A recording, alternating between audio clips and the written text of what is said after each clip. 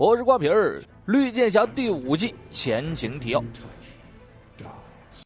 奥利弗组建了全新小队打击罪犯，手段已变得比以前残暴。一名为普罗修斯的神秘人降临星城，对奥利弗的身份背景了如指掌，斩杀了所有针对绿箭侠的罪犯，给奥利弗的感觉就是身边之人。担任副市长的昆汀对自己产生了怀疑，自从他酗酒之后屡屡断片，桌子上的飞镖跟手臂上的伤口又刚好跟普罗米修斯相同。为了查明真相，昆汀向西亚说明了情况，最终他们决定逼昆汀戒酒，只要自己时刻保持清醒。同时普罗米修斯又在星城出现，那这个疑惑就不攻自破了。这一切奥利弗自然无暇顾及。自从普罗米修斯团灭押送队之后，星城的治安迎来了巨大威胁。结果没搞定普罗米修斯，又一个治安维持者出现。打击罪犯的手段也是宁错杀不放过，还把尸体摆成了 V 字形，一副维持和平的态度。对他的看法让奥利弗的团队出现了分歧。费利西蒂和瑞内等一众年轻人觉得这不是坏事，起码都在为星城做贡献。而奥利弗和迪哥两个保守派则是完全相反，转眼便找到了记者苏珊，希望他暂时不要曝光治安维持者的事儿，否则会引起百姓的恐慌。作为回报，苏珊想请奥利弗喝一杯。两人交涉的时候，一群蒙面人抢劫了银行，迪哥立马带队前往，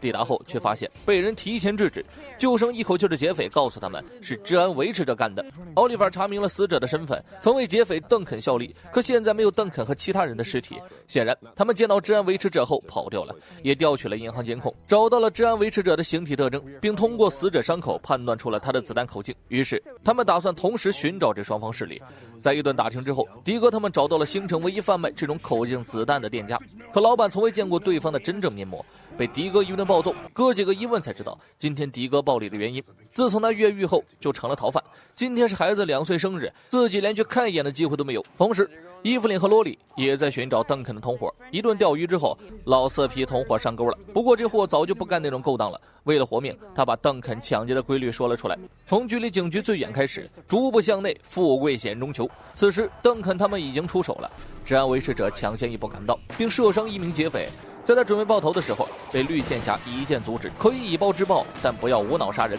这是绿箭侠给他的警告。可治安维持者并没有动摇，反而表示不是朋友就是敌人。这一折腾不但没抓住邓肯，还让治安维持者跑了。奥利弗心里万马奔腾，从事绿箭侠这份朴素职业近5年了，星城一点改善也没有，不禁开始怀疑干这行到底对不对。同时蔡斯审问了那个受伤的劫匪，蔡斯表示自己可是下过地狱的人，最好别惹我。吓得劫匪立马报出了邓肯所藏的旅馆。在一旁从头听到尾的奥利弗夜里就行动了，还没来得及实施抓捕，治安维持者就在门外一顿扫射，不知道这货从哪儿得到的消息。随后一发榴弹炸毁了旅馆，邓肯被奥利弗救下，可爆炸造成了5死3伤的严重后果。治安维持者已经跳脱法律外，不在掌控中了。邓肯虽然是个劫匪，罪不至死，昨天还觉得治安维持者不错的瑞内等人也改变了想法，趁着队友在想计谋，奥利弗去约苏珊。其实奥利弗对苏珊没有什么太好的印象，尖酸刻薄，老是整点讽刺人的新闻。可一番 talk 之后，奥利弗发现他还是挺善解人意的，几句诚心的安慰让奥利弗如释重负。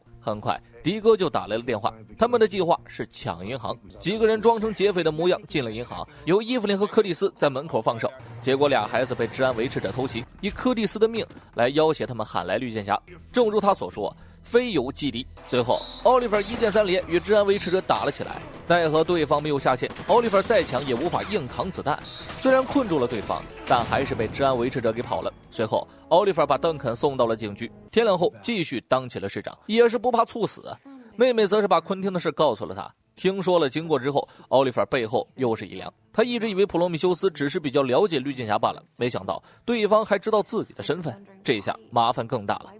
瑞内几个好兄弟给了迪哥一个惊喜，他们把迪哥的宝贝儿子带来了。因为拜瑞创立了闪点，所以女儿变成了儿子，这对于一个被政府通缉的罪犯来说，比什么礼物都重要，同时也对瑞内的情谊深了一分。相比瑞内这么善良，伊芙琳却是普罗米修斯派来的卧底，他把奥利弗的关系网全部告诉了普罗米修斯，甚至想亲眼目睹奥利弗的死。可惜伊芙琳把普罗米修斯想得太简单了，让奥利弗直接死，远不如让他痛苦的活着。西亚筹备了一场圣诞派对，万万没想到哥哥的女伴是西方记者苏珊，一波阴阳嘲讽后扭头就走。同时菲利西蒂带着男友比利，柯蒂斯也带着丈夫保罗一起过来热闹一下。因为保罗生性厌恶欺骗，对柯蒂斯的感情又很敏感，还以为他跟菲利西蒂有猫腻，一时生气就起身离开。两人刚出门就遭到普罗米修斯的袭击。为了保护爱人，柯蒂斯独自冲了上去，将其打了个半死后，给柯蒂斯注射了一针药剂。这波折腾下来，保罗对他失望了。还好奥利弗他们赶来解了围，经过分析找到了药剂的成分达克塞尔。这种东西最后一次出现是4年前，当初奥利弗一直在抹除名单上的目标，黑心制药商克莱伯恩借着传染病哄抬药价。后来奥利弗查出了真相，克莱伯恩的制药厂研发了一种名为达克塞尔的病毒，然后自导自演大赚一笔，最终兜帽男为民除害，一箭射死了克莱伯恩。偌大的家业最终因为无人继承而倒闭。普罗米修斯大费周章，只为让奥利弗回忆起克莱伯恩。难道是他来寻仇了？随后绿箭带队前往了倒闭的药厂，普罗米修斯早有准备，一枚飞镖将箭一分为二。普罗米修斯就像是镜像版的绿箭，两人的招数都如出一辙。瑞内赶过来支援，令他们没想到的是，伊芙琳在这种时候反了水，辜负了朋友间的信任。最终普罗米修斯带伊芙琳撤退，伊芙琳肯定会全盘托出，每个人都要做好万全的准备。同时分析了厂房中取来的骨灰灰烬，结果显示骨灰是克莱伯恩的，那普罗米修斯又是谁呢？与此同时，比利也在调查此事，从克莱伯恩生前的办公室找到了一张婴儿照片，给菲利西蒂发出短信的一瞬间，便被普罗米修斯搞比利。这种感觉就像是普罗米修斯在给奥利弗玩拼图，还顺便带了一本说明书。而比利这一失踪引起了市政局的全面注意，检察官蔡斯也是忙得焦头烂额。他向奥利弗申请警力援助，并直接下令击杀普罗米修斯，否则星城还会死伤无数好人。奥利弗也批准了他的申请。在返回地堡时，得到了拼图的答案，这个婴儿是克莱伯恩的孩子，但是这个孩子从未出现在记录里。不过在克莱伯恩的离婚协议里查出了一点小线索，那就是孩子的出生日期，现如今也有30余岁了。看来普罗米修斯是来替父报仇的，4年前干掉的诸多罪犯之一的孩子来寻仇了。这剧本怎么看着怎么眼熟啊！再回想起普罗米修斯和自己大同小异的招数，奥利弗想起了俄罗斯时期的一个故友，联盟大小姐塔利亚。为了保护团队成员，奥利弗独自行动。一些回忆让奥利弗突然顿悟，也许普罗米修斯一直都藏在克莱伯恩4年前的公司里。等他赶到后，现场简直还原了4年前的经过，只不过死掉的不是罪犯，而是警方。中间的角度、尸体的朝向，哪怕是地上的残骸都一模一样。最终奥利弗在楼顶看到了普罗米修斯，这就是当年射杀克莱伯恩的位置。两人再次交手，坠入楼内后，普罗米修斯借着黑暗消失了。当他看到普罗米修斯的身影后，立刻一箭3连，毫不犹豫选择了射杀。再到奥利弗摘下对方面具后，才发现死的人是比利。普罗米修斯还是没打算干掉奥利弗，反而从他身边人逐一下手。这次的乌龙怕是要彻底得罪菲利西蒂。自以为做事谨慎的奥利弗，每一步都被普罗米修斯算计在内，这让奥利弗受到了前所未有的打击。可这一切还没有结束，保罗因为柯蒂斯的隐瞒而选择离开，本该躲在地堡的迪哥也遭人算计，被警方逮捕。菲利西蒂更是沉浸在男友死亡的消息里无法自拔，小队成员接连遇上了麻烦。难过的奥利弗找到苏珊倾诉，完全忽略了身边这个女人的心机。心情稍微好转点的奥利弗折返了地堡，转眼却看到了罗罗站在面前，是萨拉把自己带到了乘波号上，借助吉迪恩治愈了伤口。解释的很狗血，但奥利弗因为高兴忽略了这些细节。赶来的费利西蒂也是大吃一惊，还准备举办一场复活派对。罗尔也想念西亚和迪哥了，这一提才让费利西蒂想起了迪哥那档子事儿，他被军方给抓了。这次迪哥是不想逃了，他要用合法的办法重获自由。隔天的派对上来的人寥寥无几，一是因为前些天团队被普罗米修斯重创，二是因为这一切来得太突然了。机智的菲利西蒂提取了罗罗酒杯上的 DNA， 查完发现的确是罗罗，但又哪里不对劲儿，突然就想起了黑海妖，那个被 Zoom 从地球2派来的二重身，正准备联系白瑞就遭到了黑海妖的攻击。好在奥利弗及时赶到，惊喜转眼成了惊吓。冷静下来的奥利弗一下就猜出是普罗米修斯干的，只有他对自己这么了解，无暇顾及这件事儿。奥利弗还得赶紧想办法把迪哥给捞出来。蔡斯是个贼有手段的检察官，请他帮忙为迪哥伸张正义再合适不过。况且奥利弗对蔡斯极为信任，此时谋害迪哥的长官沃克准备将其转移，一旦离开星城，迪哥恐怕只有死路一条。蔡斯清楚这其中的原因，便让迪哥报答自己，这样就能以攻击政府官员的罪名扣留迪哥。虽然摆明着是告诉沃克我在钻法律的空子，但沃克就是无能为力。为了帮奥利弗，蔡斯算是得罪了军方最有权势的人之一。同时黑海妖用自己被威胁生命为由约见了奥利弗，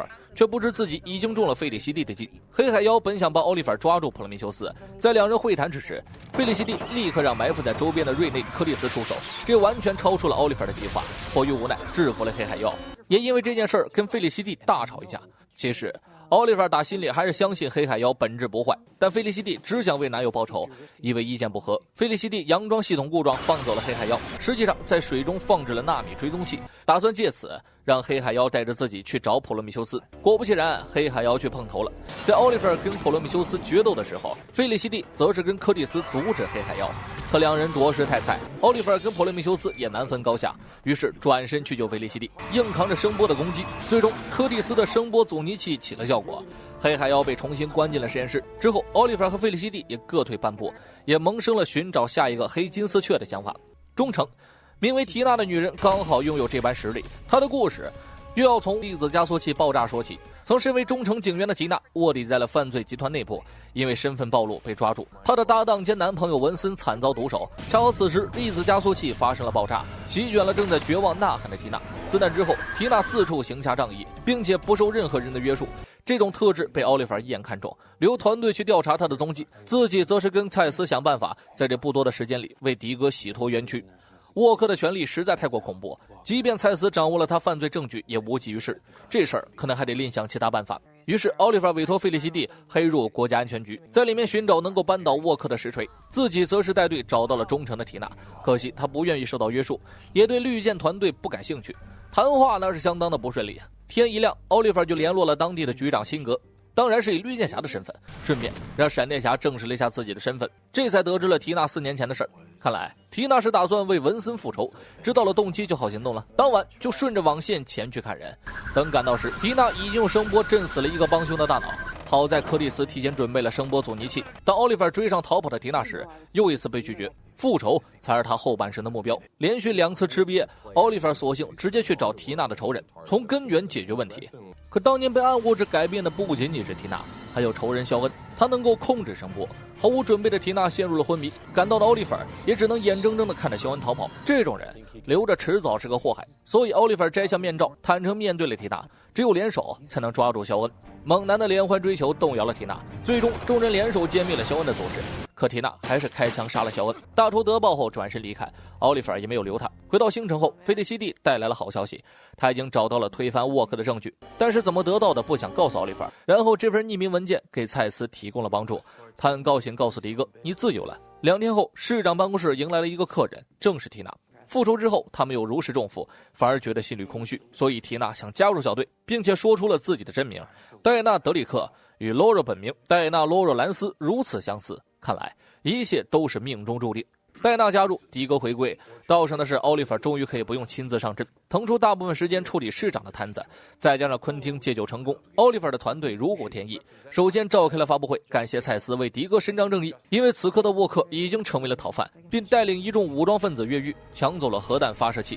对于这点，奥利弗他们必须展开行动，狗急跳墙什么都干得出来。调查之后发现，沃克准备在俄罗斯进行核武拍卖会，刘瑞内帮助并监督昆汀。奥利弗带着其他成员前往了俄国，本想跟着老伙计阿纳托利友好会面，结果莫名其妙挨了一拳，这才想起2年前自己为了调查斯莱德的事情得罪了当地兄弟会成员，还害得他们被丧钟杀害。对于兄弟大过天的兄弟会来说，奥利弗这种行为等于背叛，所以阿纳托利没给他好脸色，自然也失去了兄弟会的黑道援助。可身在他国，又不能让绿箭侠出现在当地，思前想后，奥利弗还是找到了阿纳托利，多少念及旧情。阿纳托利让奥利弗替自己办件事儿，就化解恩怨。于是一行人先后解决了几个兄弟会的敌对帮派，虽然违背意愿，却也没有办法。事成之后，阿纳托利履行诺言，查出了沃克的下落，并派一批兄弟协助奥利弗。兄弟会气势汹汹杀到了交易地点，对方根本挡不住阿卡47的扫射。没过一会儿，沃克就被迪哥活捉，奈何这个男人过于阴险，嗝屁前激活了核弹，距离爆炸只剩10分钟。有过一次海文洛克的事件，菲利西蒂对这种东西极为敏感，连忙跟着罗里进行拆除，尝试半天无果。罗里决定用破布阻止。做出这个决定时，他心里也没有底儿，但事实证明，破布永远得神。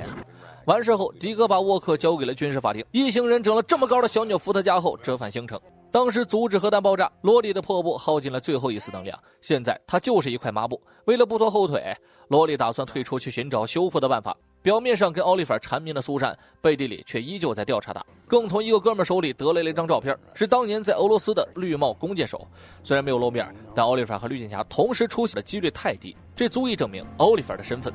我是瓜皮儿，下期见。